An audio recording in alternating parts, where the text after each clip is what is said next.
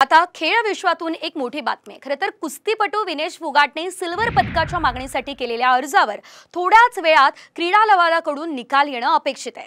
फायनलसाठी अपात्र ठरले असले तरी देखील सिल्वर मेडल मिळावे अशी मागणी याचिकेतून करण्यात आली। त्यामुळे या सुनावणीकडे भारतासह संपूर्ण देशाचं लक्ष लागलंय।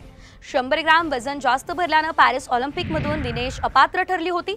त्यानंतर तिनं CAS मध्ये याचिका दाखल केली होती। यावर आता आज काय निकाल येतो आणि विनेशला सिल्वर मेडल मिळणार का, याकडे आता संपूर्ण देशाचं लक्ष लागलंय।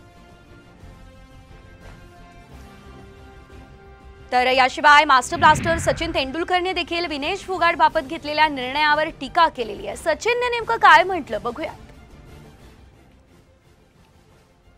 प्रत्येक खेळासाठी नियम असतात, मात्र हे नियम परिस्थितीनुसार बदलायला हवे।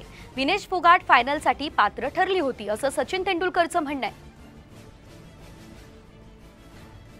तिला वजनाचं कारण देऊन फायनलच्या आधी अपात्र ठरवलं, त्यामुळे तिला रौप्य पदकापासून वंचित ठेवणं तर्क आणि खेळ भावनेला धरून नाही असं ट्विट सचिन तेंडुलकरनं केलंय।